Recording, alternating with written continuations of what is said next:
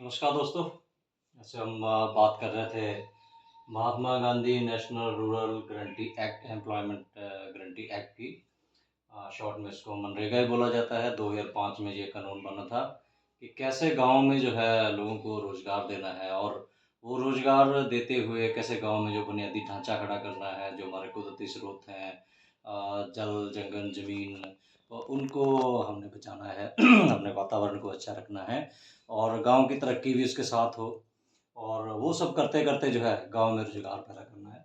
तो अभी तक जैसे आपको बताया था कि ये एक एटीएम स्कीम है, A for annual action plan, कि आपको एक सालाना एक्शन प्लान बनाना होता है कि अगले साल में आपने 1 अप्रैल से लेके 31 मार्च तक क्या-क्या काम करना है।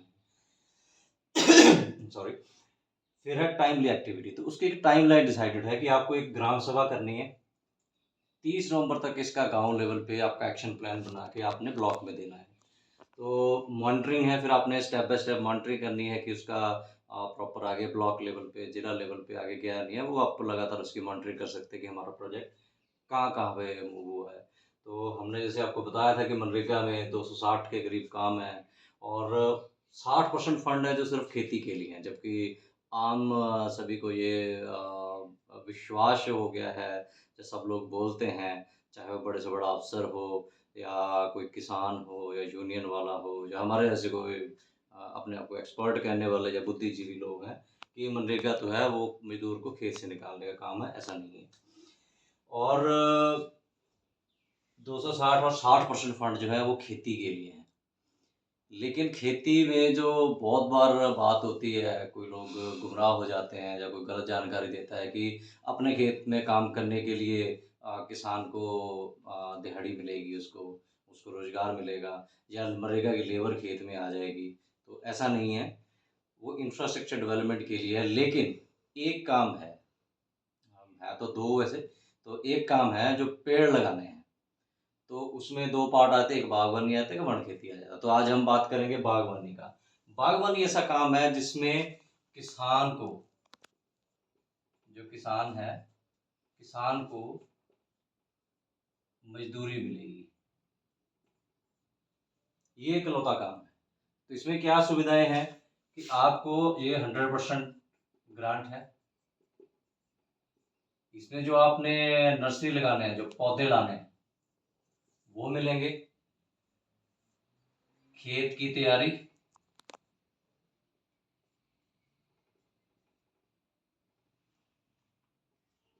पौधे लगाने, पौधे लगाने के लिए आपको खड्डे खोदने हैं,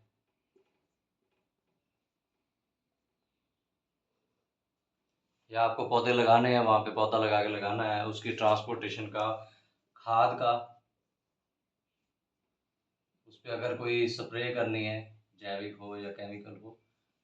तो ये एक ऐसी स्कीम है जिसमें आपको पौधे खरीदने से लेके पौधे लगाने तक, खेत की तैयारी करना है, उसको जोतना है, उसको प्लॉइंग करनी है, ट्रैक्टर से उसको सेटल करना है, फिर उसमें खड्डे खोदने हैं, खड्डे खोदने के बाद उसमें खाद डालनी है, खाद डाल के उसके बाद उसको, और उसके बाद आपको जो लेबर मिलेगी, उसके लिए फिर आपको सिंचाई करनी है इसकी।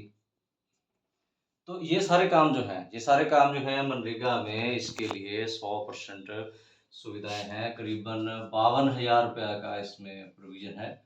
हो सकता है अभी चेंज हो गया हो, प्रति एकड़। इतने का आपको अनुदान नहीं है, ये ग्रांट है पूरी का पूरी, कि ये ग्रांट मिलेगी, कोई सब्सिडी नहीं है। अगर हम जैसे हमने कन्वर्जेंस की बात की, हम नेशनल हॉर्टिकल्चर मिशन की बात करें, अगर राष्ट्रीय बागवानी मिशन की बात करें, तो उसमें सिर्फ ये जो पौधे होते हैं, ये पौधे पे 40-50% सब्सिडी जो है वो मिलती है। कम ज़्यादा हो सकती है, अभी लेटेस्ट मुझे याद नहीं, ध्यान नहीं है।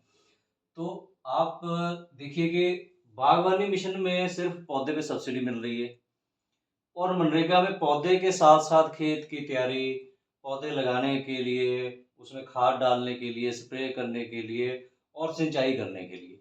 ये तो आपका हो गया सिर्फ़ और सिर्फ़ बाग जो है, लगाने पे मिलने वाली सुविधा है, कि जब आपने बाग लगाना है। 3 साल तक, उसके बाद 3 साल तक आपको उसमें पानी लगाने और काम करने के लिए वो किसान को भी मिलेगी और उसके साथ एक मज़दूर जो है वो भी 1 या 2 आप प्रॉपर पता कर सकते हैं कि अगर कुछ चेंज ना हुआ हो। तो ये इकलौता काम है जिसको अपने खेत में काम करने के लिए किसान को मिलेगा। तो आप सोचिए कि बागवानी मिशन जो है, उसमें आपको सिर्फ़ पौधों पे जो है सब्सिडी मिलेगी 40, 50, 70%, 80% जितना भी है। वो कौन से फल लगाना चाहते हैं उस पे वेरी करता है। तो आप जो है इसमें आपको सारे का सारा खर्चा जो मिलेगा मनरेगा में। तो बहुत चर्चाएँ होती हैं, हमारी अभी खेती पॉलिसी बन रही है, उसमें तो मनरेगा का ज़िक्र ही कोई नहीं किया गया है।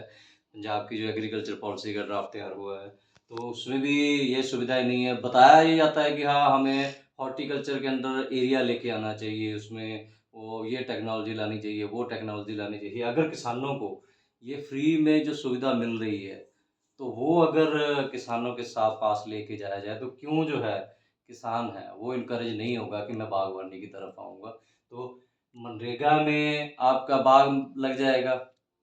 आपकी और स्कीमें हैं जो नेशनल हॉर्टिकल्चर मिशन की स्कीम है, एमएसएमई की स्कीम्स हैं। अभी एग्रीकल्चर इंफ्रास्ट्रक्चर फंड आ गया, आप प्रोसेसिंग यूनिट लगा सकते हो, उसमें सस्ता लोन मिल जाता है।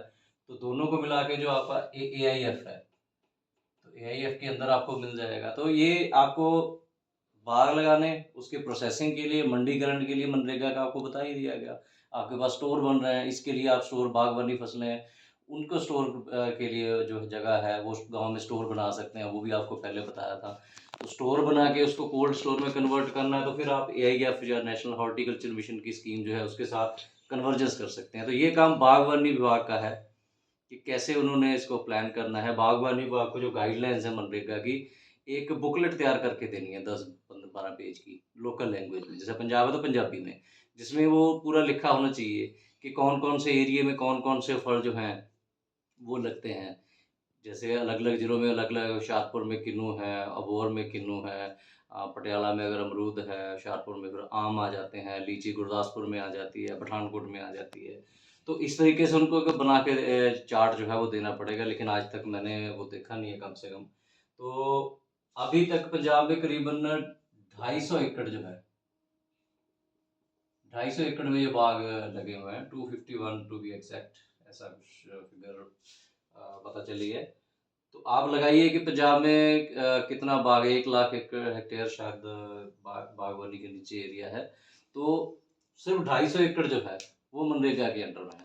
तो ये किसान अगर लगा सकते हैं, तो बाकी किसानों को क्यों नहीं? तो ये हमारे बागवानी विभाग के जो ऑफ़िसर्स हैं, उनको सोचना पड़ेगा कि कन्वर्जेंस के थ्रू कैसे वो किसानों को ये सुविधा दे सकते हैं। तो अगर बाग आपका फ्री में लग रहा है, तो किसान का खर्चा, उसको दिहाड़ी भी मिल रही है बाग में काम करने के लिए, तो वो इस तरफ आएगा ही आएगा।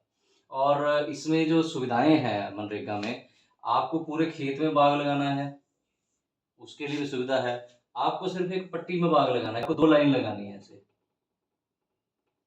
तो वो भी लगा सकते हैं। आपको चारों तरफ लगाना है। अब मान लीजिए आपने नींबू की, करौंदा की, बेर की, जैसे हम बताते हैं कि फेंसिंग करनी है, तो आप फेंसिंग के लिए भी लगा सकते हैं। तो रेट जो है आपको सुविधाएँ हैं उसके हिसाब से मिल जाएँगी। तो पूरे पंजाब में हर जगह जो है बाग जो है फ्री में लग सकते हैं।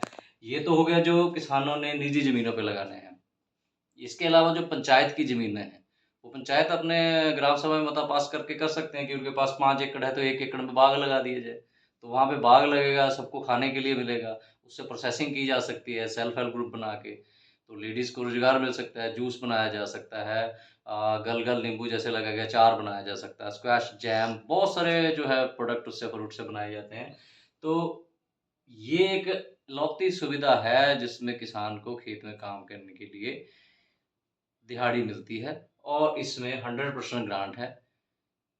तो आप बात कीजिए अपने किसान यूनियन से, बात कीजिए, ऑफ़िसर से बात कीजिए, सरकार से बात कीजिए कि ये नेशनल हॉर्टिकल्चर मिशन है जो राष्ट्रीय लेवल पे, इसको मनरेगा के साथ पक्के तौर पे मर्ज कर दिया जाए कि बाग लगाने पे किसान का एक भी पैसा खर्च नहीं हो। किसान हज़ारों लाखों रुपया खर्च कर देते हैं।